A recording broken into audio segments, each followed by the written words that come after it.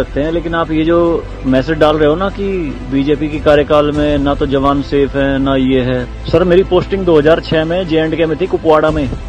वहां पे बॉर्डर पे एक रूल था, no first fire no more than 11 NM, यानी कि जब तक पाकिस्तान की तरफ से एक भी फायर नहीं आ जाता तुम कोई फायर नहीं करोगे। नो मोर देन 11 mm मतलब वो हमारे ऊपर RPG चलाएं, मोटरार चलाएं, कुछ भी चलाएं, हम 11 mm से ऊपर का राउंड नहीं चला सकते थे वहां पे। मेरे हाथ पे ओम गुदा हुआ है।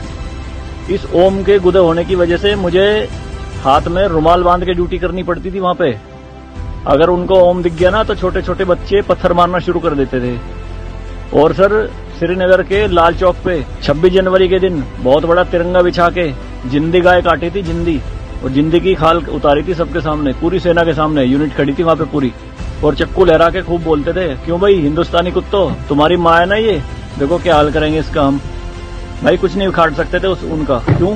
क्योंकि सेंट्रल में गवर्नमेंट गंडवी थी, नपुंसक गवर्नमेंट थी।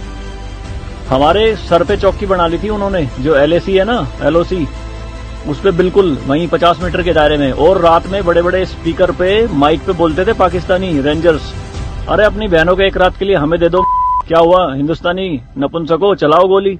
कुछ नहीं कर सकते थे उनका। 2014 में जब गवर्नमेंट चेंज हुई तो सेना अध्यक्ष बिपिन रावत साहब जब उनसे मिले तो उन्होंने बताया कि बॉर्डर के हालात खराब है सर, छूट नहीं है जवानों को कुछ भी। तो PM मोदी ने कहा था कि छूट मेरी तरफ से पूरी है, मैं नहीं जाऊंगा वहां लड़ने, तुम जाओगे।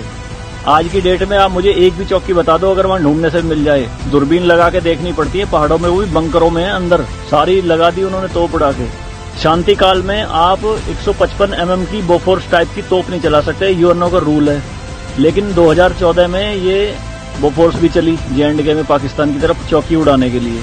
तो सर ये मत कहिए कि बीजेपी के कार्यकाल में जवान मर रहे हैं, ये हो रहा है। सर सेना के जो हाथ खुले हैं ना वो बीजेपी के कार्यकाल में ही खुले हैं। मैं इसका जीता जागता प्रत्यक्ष आपके सामने बैठा हूं।